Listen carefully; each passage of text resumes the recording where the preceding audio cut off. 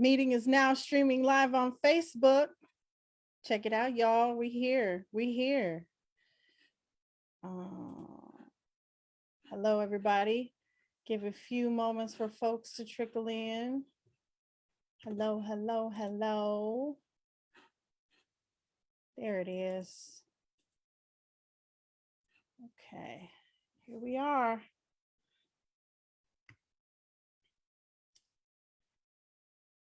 Thanks for joining us. My name is Katrina Holland, Executive Director of Join. Thank you for joining for our live event. We're excited to have this conversation today. I don't know about y'all, but it seems like everybody's talking about houselessness and homelessness. There's so much going on. Everybody got something to say. We got something to say too. That's why we're here. Thank you for coming. I see a few folks trickling in. Thanks for coming. I'm going to give it just a few more seconds and then we'll kick this thing off.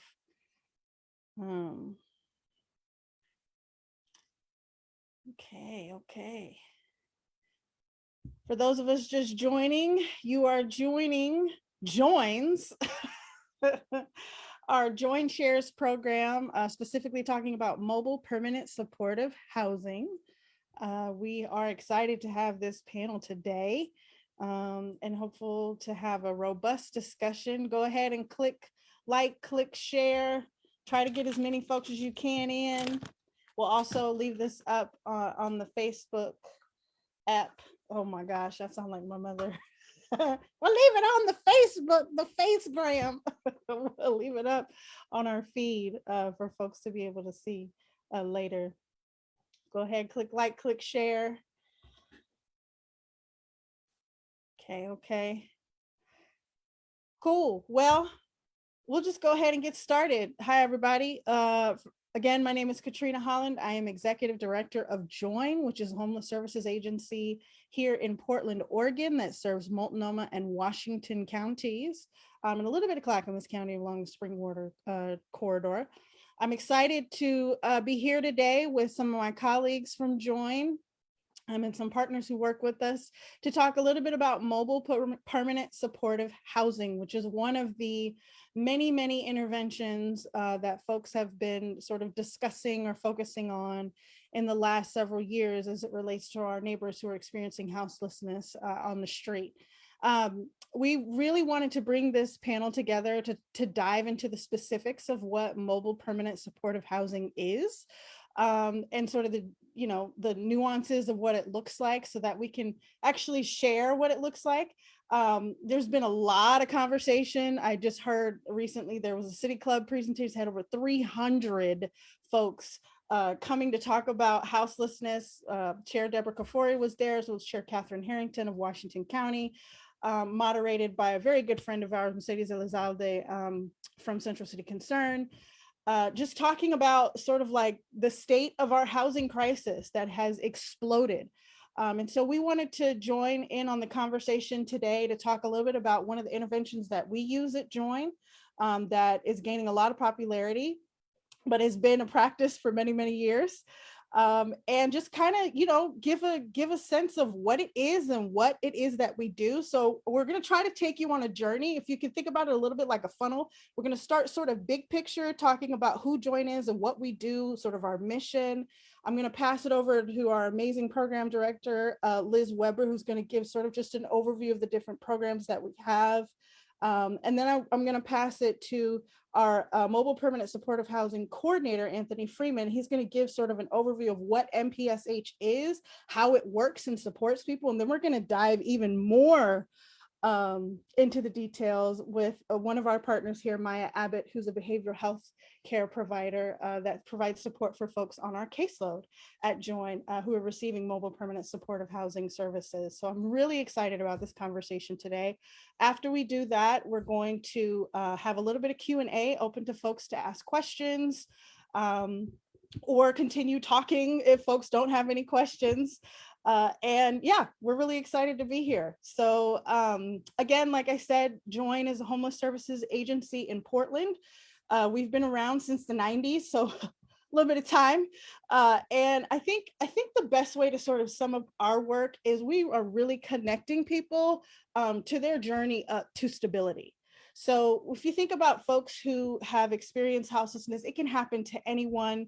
We see a whole myriad of folks that we deal with on the streets, and we're really meeting folks where they're at, where they're living, what they're experiencing in life, and just sort of asking them, like, where do you want to go? What's the space? What's the journey that you want to take?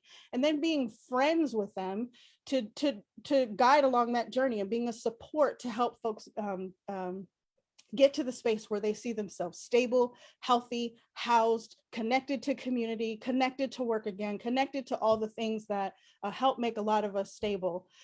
We've been doing that for a really long time. We have about 9 different programs that center on that central mission of connecting folks to permanent stability. I could go into many, many details, but I'm going to refrain and instead pass it over to Liz Weber, who is our program director and has been with the agency for quite some time. So Liz, take it away. It's all you.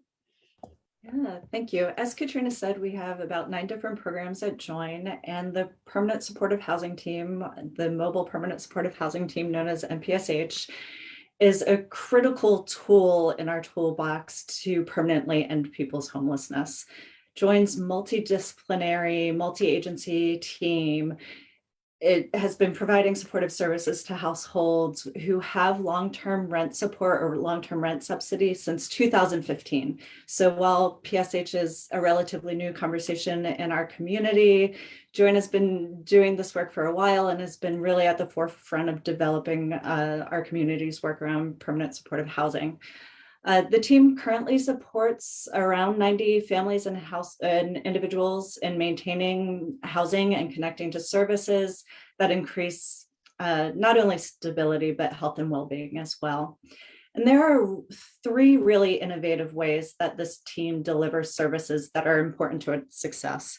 The first is that the team brings together case management, culturally specific services, physical and behavioral health care, and peer support together in one team that's able to collaborate and offer an extensive range of supportive services to meet the unique needs and goals of each individual household. This kind of wraparound support services that Miya will talk about a little bit later. The second really innovative way this team delivers services is that it's mobile. It brings services directly to where people are, where they're most comfortable in their homes or in their neighborhoods, and doesn't depend on making an appointment for a month out for mental health services. And it doesn't depend on somebody finding the money for a bus ticket to come see us. We go to where folks are, and the team works with folks throughout primarily Multnomah County in both scattered site and specific buildings. The third really innovative way we deliver services is we have incredibly strong partners. We really benefit from the expertise of partners like El Programa Hispano, the Urban League of Portland, NAR Northwest, and the culturally specific services they bring to the team. The Mental Health and Addiction Association of Oregon provides peer support on the team. The Coalition for Community Health Clinics provides mental health navigation. And Cascadia and an increasing number of independent mental health practitioners offer mental health supports to the folks who are interested in those services on our teams. This is a highly successful model and it gets results. Currently, over 90% of the households we work with and who have received supportive services through the team are housed 1 year post-placement. And that's our benchmark measurement for the team. We talk about housing stability for that term, but the reality is the majority of households remain housed through the duration of the support of this team. So we do still have people who connected with us in 2015. And this is really a testament first to the very hard work that the folks we're working with do and their commitment to their housing stability, their health, their well-being, their kids, their families, and their communities.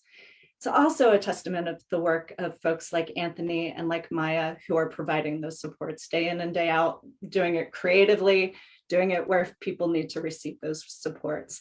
And then lastly, it really speaks to the model, right? If you combine long-term rent subsidy with these supports that people direct and that are highly individualized, people really remain in housing for the long term. So I'm really excited to get to talk today about that, provide the overview, and I'm super excited to hear Anthony and Miya talk a little bit more about their work as well. Thanks, Liz. Thanks for giving us a picture. I think one of the things that we want folks to take away from this is that when we talk about mobile permanent supportive housing and providing support to our folks and remaining stably housed, it really is participant centered. It really is individualized. The supports that may look one way for one person may look completely different for another person on our caseload. And that is really critical to success, right? Because at the end of the day, when we talk about our neighbors who are experiencing houselessness, we are all human. And it feels like in some spaces in these conversations, we sometimes forget that. And mobile permanent supportive housing really centers that, that humanity in the experience of what people go through who have experienced housing and are now coming into stability for a long time. That really drives what it is that we do.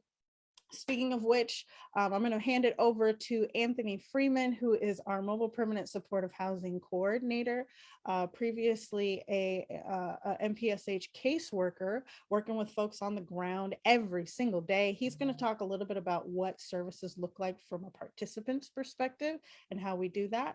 And then I'll hand it over to Miya. So Anthony, it's all you. Thank you. Thank you. Hi, everyone.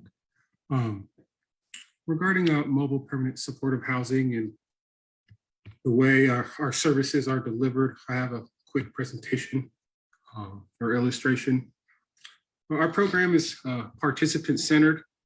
That being said, like the participant makes their own case plan and leads the case plan.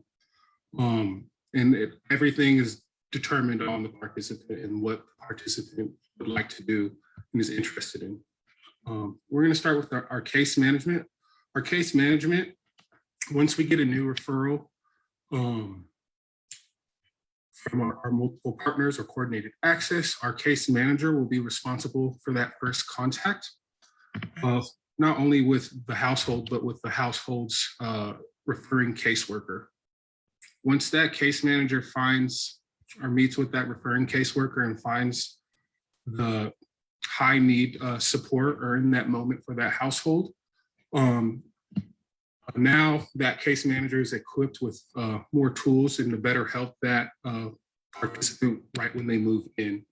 And a lot of these, and the reason why we have this illustration is because a lot of these overlap, and every one of our professionals more or less does a little bit of each, but this is a great illustration to kind of put things into perspective. And so after the case manager creates a case plan, or what our agency uses, a green sheet, once that's created, then we find out where we're going to really help the participant.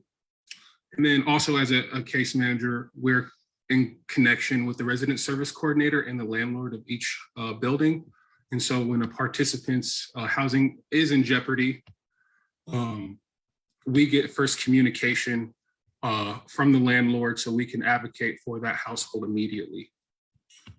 Moving over into our peer support and health advocacy, slight correction, we just have health advocacy, not mental health advocacy. And so we'll jump into health advocacy, or our health navigator. Our health navigator is from the Community Coalition of Health, which is 17 organizations that work collectively with access to healthcare. But what that looks like on our program, our health navigator, she is able to help coordinate doctor's visits, get the location of the doctor visit closer, also coordinate by mail prescriptions, or even just being in the doctor's office with the participant when those big words come up and they're not using layman term language. And so that's very helpful. Also, she has a vast understanding of how like the hospital works. And so when our folks need that high level of care in the hospital, she's really familiar with the system to help support the household a lot quicker. And then moving into our other peer support, they're from the Mental Health Association of Oregon. And I believe, and they believe have a CDC-1, which is a drug and alcohol counseling certification. And so what that looks like on our program, we're able to provide support similar to a doula during pregnancy. The doula will walk through with their client the complete pregnancy. And so what our peer support does is similar to a doula in someone's drug and alcohol journey. And so our peer support is able to provide not only safety plans, but treatment plans, and also connect the household to any resources that they're interested in. And really a culmination between our case management and peer support, we're really the bridge between the resource and the community member.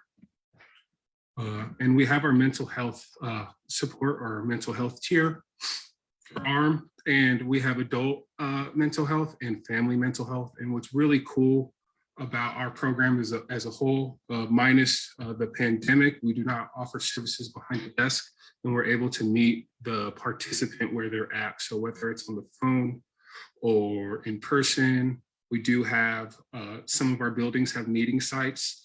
And so when we're able to meet with our participant, we can meet in a neutral place that's outside of their home if they don't feel like that's comfortable for them. And then what's really cool is with our family mental health specialist, she's an independent contractor. So she's able to meet with the team and with our participants in the community way more flexible than most of us. And so she's working on the weekends, late nights, and whatever is the most accommodable for that household, she's able to do. And she can meet with the entire family unit and children on the caseload. So it's a very cool way to support. Right now, this is a quick illustration of what an MPSH stable participant looks like. And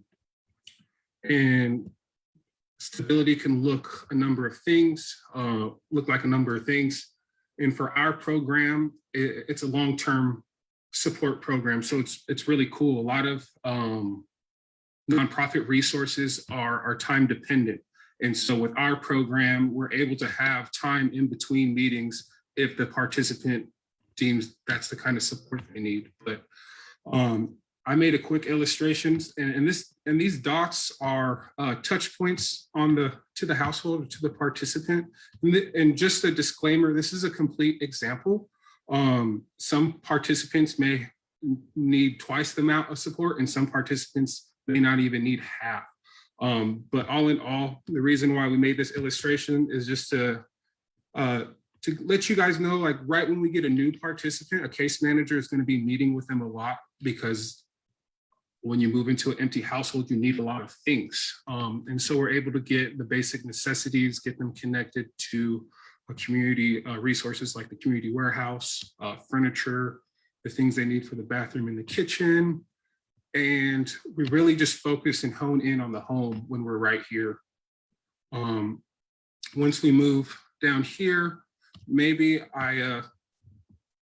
we did a green sheet, a case plan together. And for this specific example, this participant needed help with drug and alcohol support, or this participant had a task like they would like to study at PCC and finish their associates. So this is just an illustration to show that the peer support is following through with the goals set with the participant and the case manager.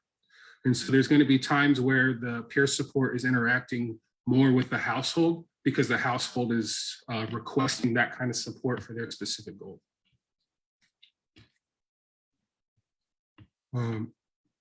This is just an illustration, or just one of many examples for our health navigator. The reason why I put a lot of touch points in the front here is just to show when we get a new participant, they may have like ongoing health needs. And so this is to show that I'm the case manager is checking in with the household and immediately calling the health navigator like, hey, this resource is across town and I think they need their medication on this side of town. Or they're getting ready for a surgery where they need help with post-surgery recovery. So we set up a plan of resources, whether it's more food support or connecting them to different community resources that help their health needs.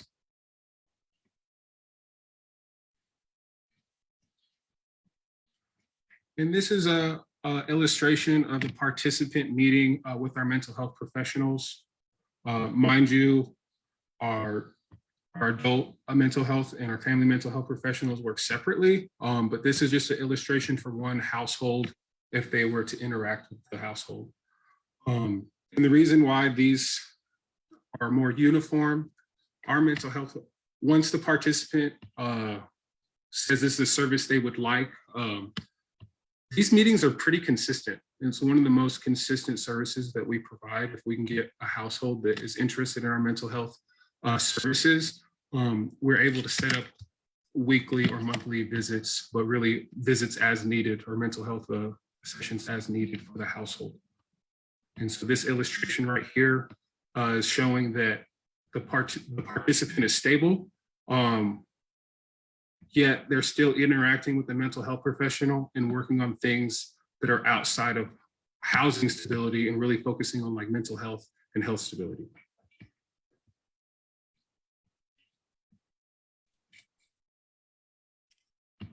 Thanks, Anthony.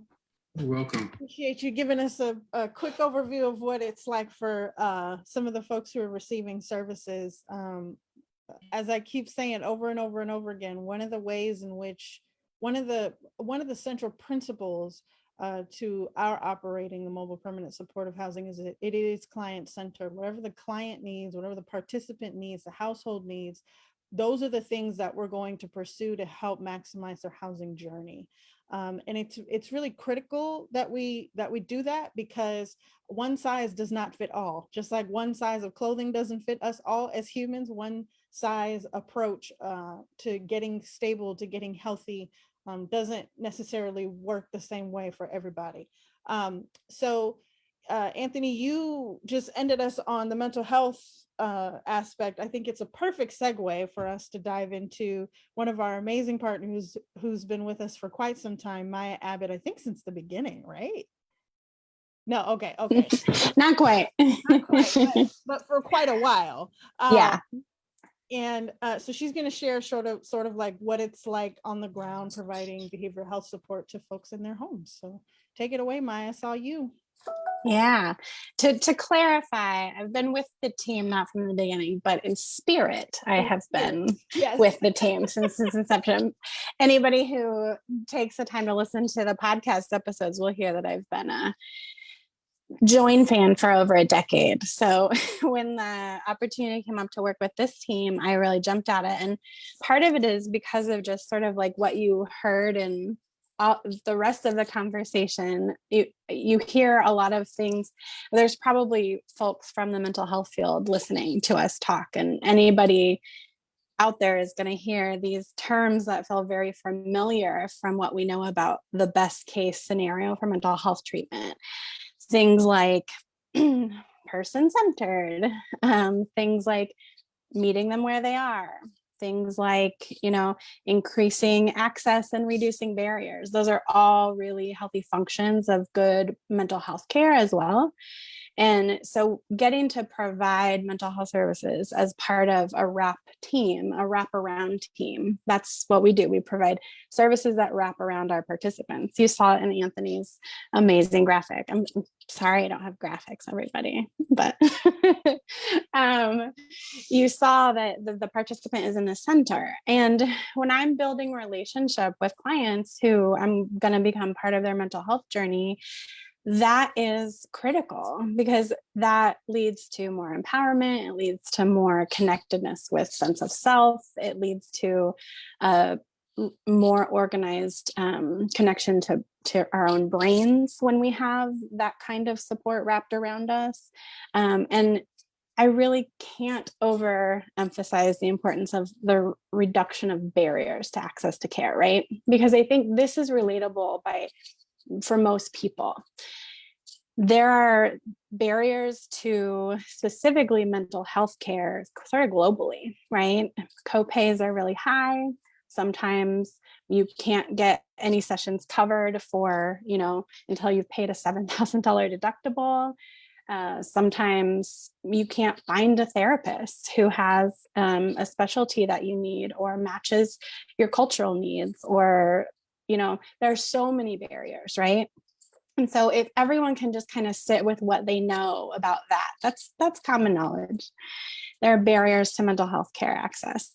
And if you think about what this team provides, I get a call from a case manager who says, hey, just met a new participant who mentioned, they've had a hard time getting mental health care. Can we do a call so I can introduce you, right? Like, can you imagine getting that kind of access to mental health care just as no matter what your position is in life, right? That it makes a huge difference.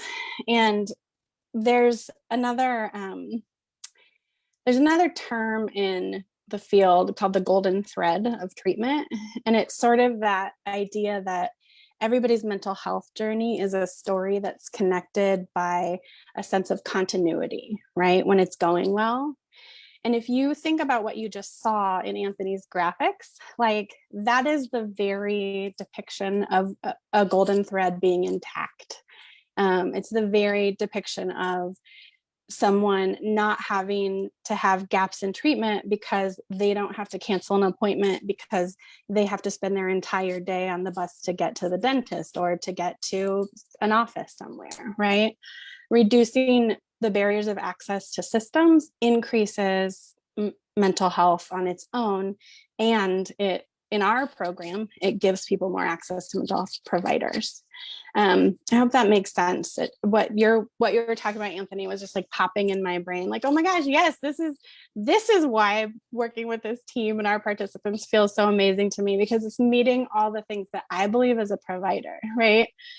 I was trained as a social worker, so we work from a whole person model where we recognize that someone's physical health impacts their mental health, someone's social health impacts their mental health, someone's spiritual health impacts their mental health.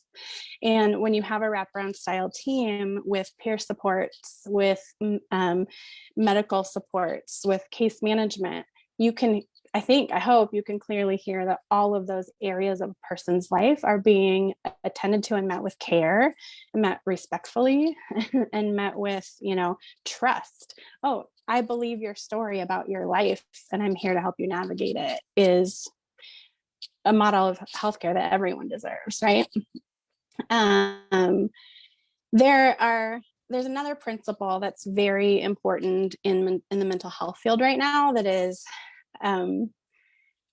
just listening to Liz and Anthony describe the program, it's so inherent in just the way we talk about what we do, the way we interact with each other and our participants. But trauma-informed care is sort of the approach that, very few people make it through life without experiencing trauma. And when we approach people with a certain set of attitudes, beliefs, and behaviors that take that into account, we can have a really big impact on their experience of receiving care. And everyone on our team functions that way. So when I'm, collaborating with the other professionals on the team, I'm not having to do any adjustment for best case scenario or best practices. Everyone on our team functions that way. And honestly, I wish that every client that I engage with in every aspect of my role as a therapist had access to this kind of team, because I think outcomes globally would be much better. I think everyone would be able to see the kind of stabilization and golden thread stuff that showed up in Anthony's graphic, if their doctor and their mental health provider and their, neighbor, if they choose, and their, the people who they think are the core of their life, if all those people were connected, everyone would have better outcomes with their mental health. I can keep going, Katrina, but I'm really just singing the praises of the team because it's the place where mental health work thrives the most in my career. So thank you. Yeah, no, I'm pretty sure we'll get many opportunities to dive more into specifics, but it seems like we have a few questions that have come in so far. So I just so you know, folks, what I'm looking down at is my phone because the person who is handling the tech on this is sending me the questions. So I'm just going to read them as they come up.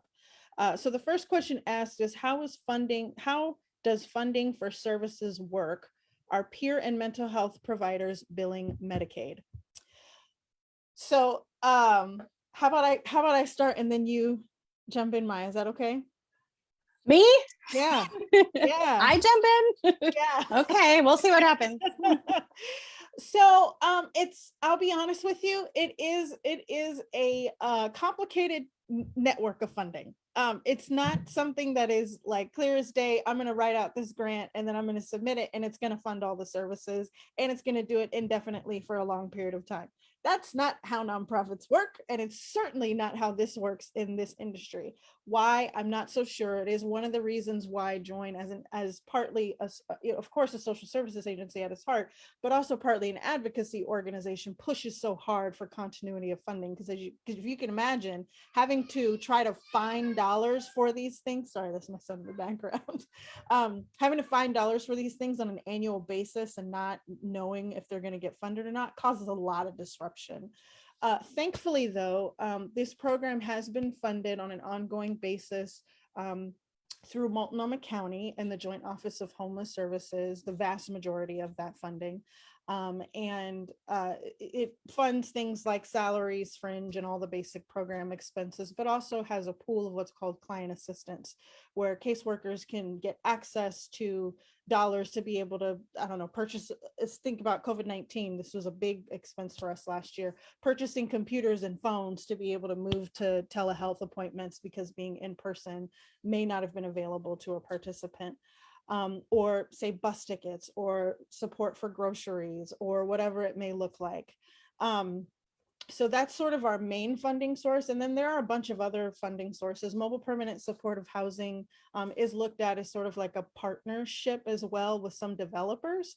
And so we've partnered with a couple developers that are building housing units in different areas of the city and different areas of the region to be able to provide some staffing dollars and client support. And that could come from a myriad of sources because their financing schemas and their pro formas are very, very different than the nonprofit world. It could come from the state, it could come from the feds, it could come from their own resources, it could come from a convoluted compilation of grants, a bunch of different places. There really isn't a set specific funding source. Thankfully, though, in 2020, we did pass a ballot measure that is called the Metro Supportive Housing Services Measure, that is specifically designed for services to be provided for programs like this. It will guarantee funding for 10 years. It's a tax on, you know what? I'm not even going to say it's a tax on businesses and it's a tax on people who make a certain amount or more. I'm not going to get into specifics because I am not a tax person and I don't want to be wrong about that. But it's going to fund up to, I want to say $2 billion ish over a period of 10 years to agencies like ours and others that are providing this type of services. And this is really important because one of the things that we haven't necessarily talked about is that MPSH is underfunded compared to the volume of need that folks have. And so as a result of that, MPSH is supposed to be one of those resources that will allow us to scale up and provide more services. So thank you for that question. And then the other one was about billing Medicaid. I'm definitely not an expert on that. So Maya, if you don't mind jumping in. Well, not to jump on Maya, but I was gonna, yes, ask you to. So our partners who do operate their own clinics like Cascadia and like NARA are able to bill Medicaid to an extent because they have those mechanisms in place, but we are not directly contracting with them for services, and it becomes really complicated for our partner agencies too, right? So we appreciate their work on it. So the answer to that question is not directly, but our clinic-based partners can. We're trying to change that, but it's a long process. And I will add that one of the things that we do to be durable and functional with our budget is help people use their Medicaid benefits to their advantage, right? And we've learned a lot from people with OHB this year who have helped give some information on how to support people with doing that. And that really leads to that long-term stability, right? That's another function of diminishing barriers to care. And if people decide they're stable enough, they don't want to participate in the program anymore, the good news is I am contracted with Medicare, so I can keep working with them after they leave the program, so they don't have to have a disruption in treatment. So just a little tidbit. Second question that came in was, does Join reimburse partner providers, or are they funding their own work? Similar to what Liz just said, it kind of depends on the partner. What I will say is we do a lot of leveraging of dollars. So one agency may get like some dollars that will come through Join for their support and participation in the MPSH team, but then they will use other dollars that they have in a different program to help support that person doing that work to make sure that we can fund somebody's salary.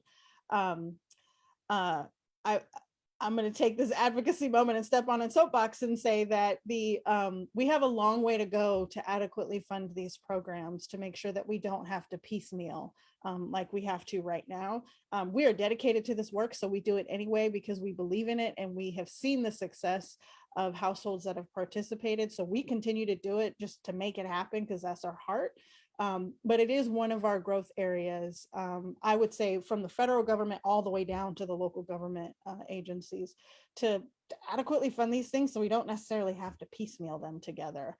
The other complication too arises from like different rules and regulations for how money can be spent. So Liz just described the different mechanisms that other agencies have to be able to bill Medicaid. We don't have those mechanisms because that's not what we're funded for. That's not the money that we have. We don't have that sort of administrative support, but there are a bunch of rules and regulations that come from the federal government that dictate how that money can be spent, how it's billed, how it's tracked, how it's reported on. And that requires a whole system to manage and operate. And it's not one that we have, but it is one that our partners have. And so we leverage that opportunity to maximize support to our participants. Anybody else want to add anything on that? No? Okay, cool. So another question that comes up all the time, and Maya, we talked about this in the last podcast, but I'd love to hear from Anthony and Liz on this too, is, well, I should say, one of the common things that people say all the time is, well, we can't provide permanent supportive housing because there isn't enough affordable housing. What's the difference between affordable housing and permanent supportive housing? And how is it that we make MPSH work when there isn't enough? Who wants to jump on that one? Well, I'll start us off and maybe Liz could finish it. I think just giving a little bit of history about mobile permanent supportive housing. In the beginning, we just thought, I believe 2017, right around that time, we thought $500 a month was like cheap enough rent. And so we had that whole diagram, that illustration with case management, peer support, and mental health. But for some reason, we were still paying for rent. Like $500 was still too much for someone that was on a fixed income.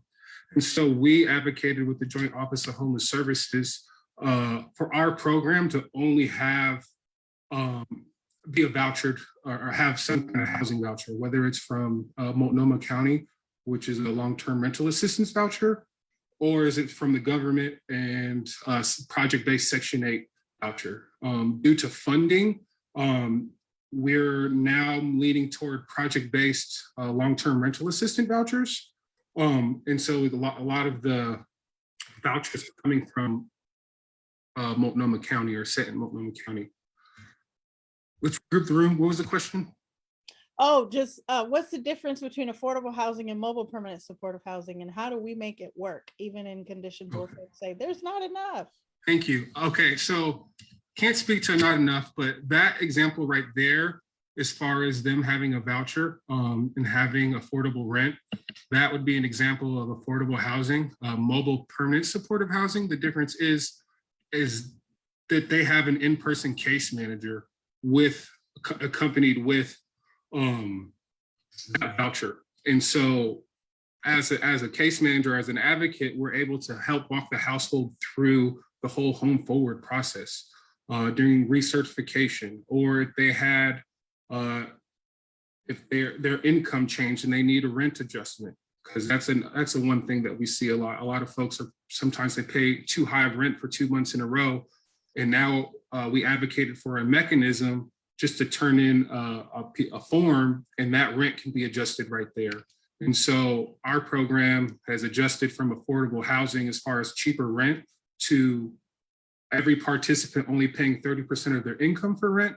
And then they have a myriad of mobile permanent supportive housing services, peer support, mental health, case management, and health navigation. Yeah.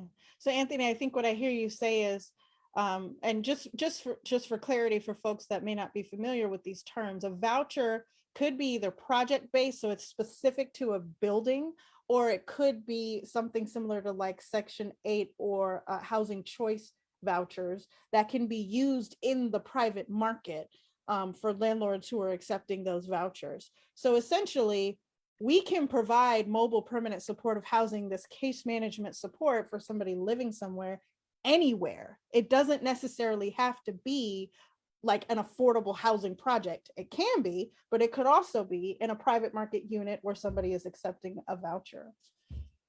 Were you going to add something, Anthony? I saw you on mute. Oh, no, I was agreeing with you. I think we're in it for the long haul as far as the program, and we're actually like bound to the unit, not like we're bound to the building and the unit. So once that participant is stable or finds a better fit for housing, we can help that participant move on to the next program or the next housing or their next housing situation, and then we're providing services to the next person who moves into that unit.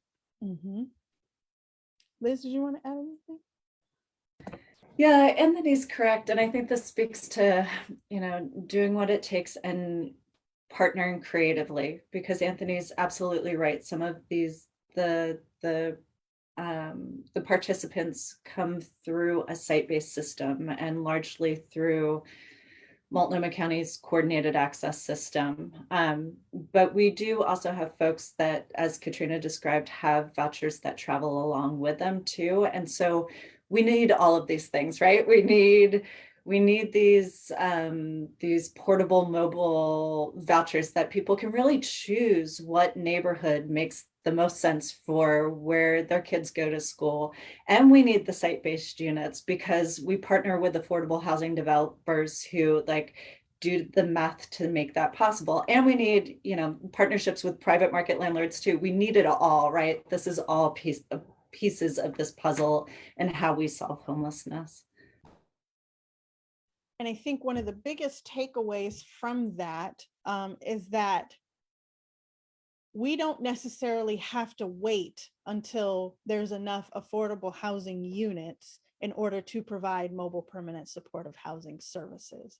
We really can mold and adapt to the program based off of housing availability. So it allows us to be responsive to a household rather quickly, almost immediately. If we can get the pieces lined up and in a day, and we have a unit that's available tomorrow, that person can get housed in less than a week. It doesn't necessarily have to happen along a specific timeline. It is subject to availability, creativity, the partnerships that we have, what the participant needs, what resources we have available to us at the time, what vouchers are available, and a bunch of other factors.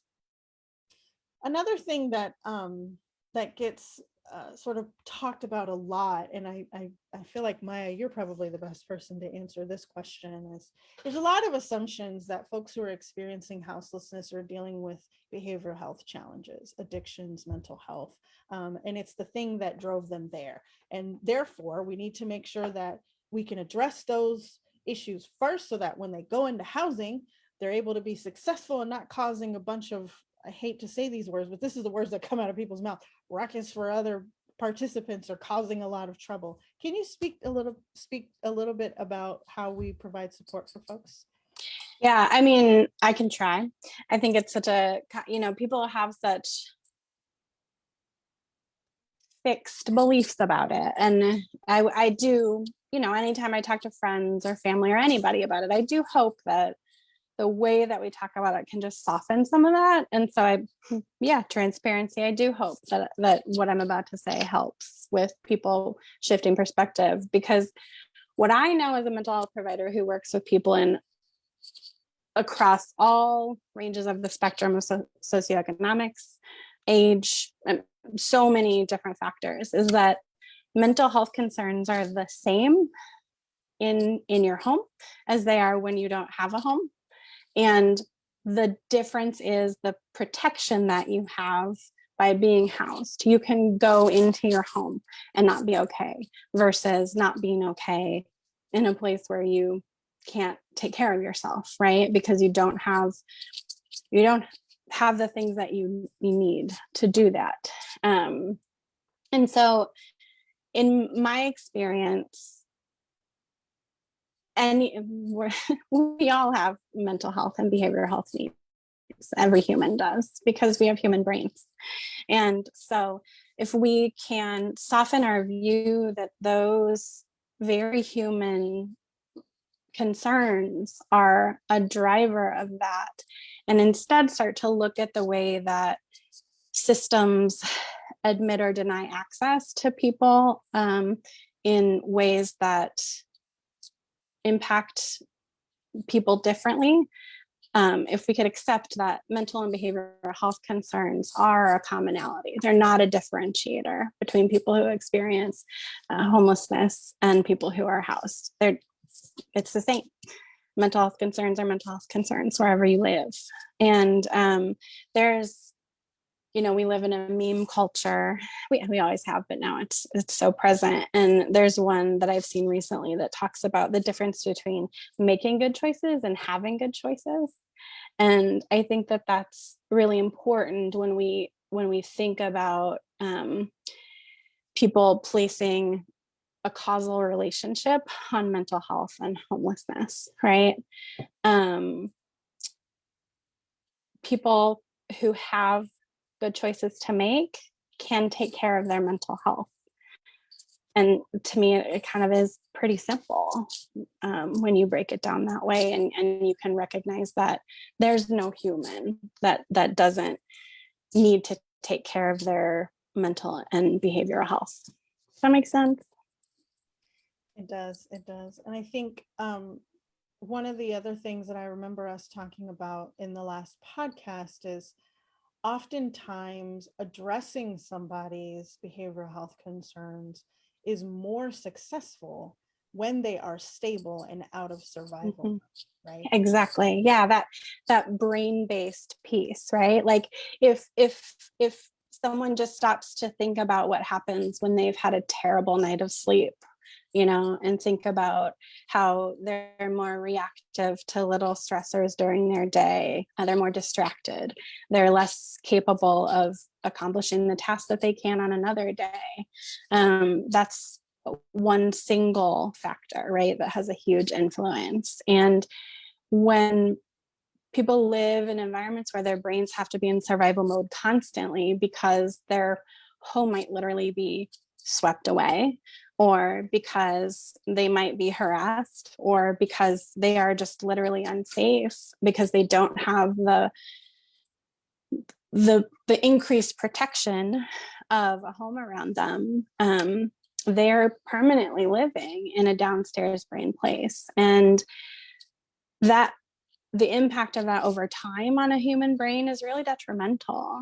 And that is both a contributor to the kind of mental health presentation that gets talked about in this conversation, but it's also separate from that presentation, right? Because it alone, a lack of safety, has a tremendously detrimental effect on the mental health of a human brain. Does that make sense? It does, yes, yes. And so I think the beauty of mobile permanent supportive housing is, and we didn't necessarily get too much into this, but there's a different podcast, shameless plug, for folks to read about, to learn about what housing first as a methodology is. But when you pair housing first as a methodology for engagement with folks, plus mobile permanent supportive housing, you literally can see people transform because you've taken someone. Oh, go ahead. You're probably about to say.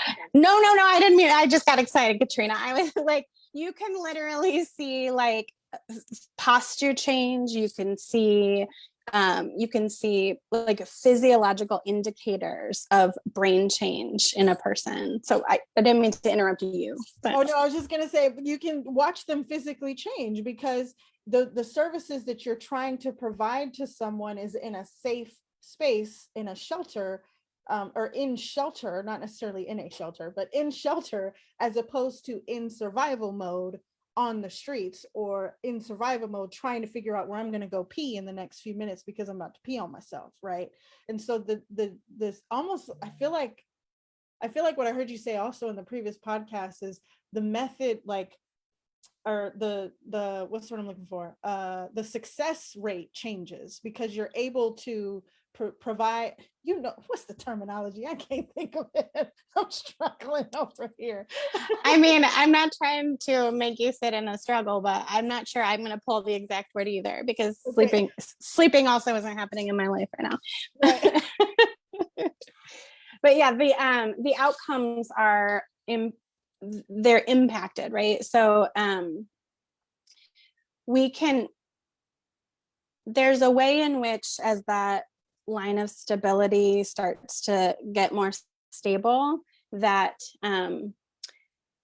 continuity and treatment happens a little bit more. That there's recall, there's congruence in a person's affect and their behavior, and that happens only when people can be in their prefrontal cortex, in their upstairs brain, and that has to happen. That happens over time when safety allows a person to not be hypervigilant all the time. I'm not sure that quite gets to what you were talking about, though. It does, yeah. We're more successful treating people when they're in a house as opposed to in a tent or in a shelter. Yeah, I mean, we're more successful having conversations with our friends when we haven't just come from a terrifying incident, right? Like, I can see a friend who just almost got in a car accident and they're still trying to work the adrenaline out of their body, and it might take them a few hours to get that adrenaline out, right? It's a similar thing, but when you consider an adrenaline buildup or a brain chemistry sort of shutdown of dopamine or oxytocin over years, it takes more than a few hours to get your brain back in that sort of production of those necessary chemicals. And so safety creates a healing environment for a brain, right? Any brain, every human brain needs a safe environment to be healthy. Absolutely. And I'm only going to add this in because I know that Miya works primarily with families, so especially for growing brains too, and that's an important part of our program as well. Yeah. Another plug for the podcast. We talked about that. Another plug for the podcast. Absolutely. So we're coming up here on time, but wanted to maybe shift to talk a little bit about sort of the origins of why we started to do this work. Liz, if you don't mind sharing a little bit about that, like, where was MPSH born from? Why did we make it happen? Join's work developed out of an express need of the folks we were visiting on the street, right? So all our programs developed in conversation with and in response to stated needs of folks we were working with. And, you know, as we saw over time, our original model of working exclusively with private market landlords, placing people with moving cost and maybe sometimes, depending on the funding source, a couple months of rent support, didn't meet the needs of all the folks that we were seeing on the street, right? So for some folks, it was that long-term rent subsidy that was the critical missing piece. And for some people, it was that long-term relationship with somebody. And for some people, it's both. For some people, that is the key that gets them to the point where they can think about like getting out of survival mode, like what goals do I have for myself and for my family? And so it really was just a response to what we were saying outside and the folks who were talking to us, and where we had tried to connect folks to private market landlords and supported them through a couple transitions. And we're like, we don't have the right set of tools to offer folks.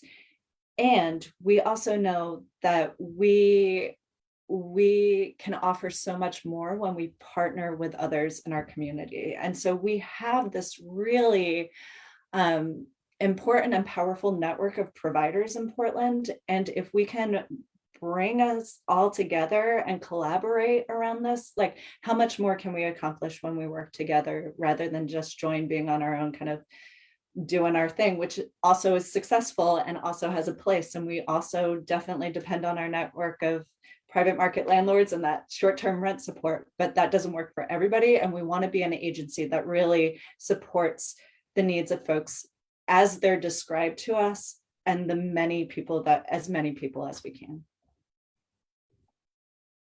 Awesome. Last piece, Anthony, if you can sort of talk about, and Liz just touched on it a little bit, the importance of collaboration and like shared case management. Did you want to talk a little bit about that and why it's so critical to success of our program? Yeah, I think not only the collaboration, but also I think a testament, or what has been a form of support also, is our flexible budget. A lot of agencies only could pay for things around the house like rental assistance or household goods or rental or utility support.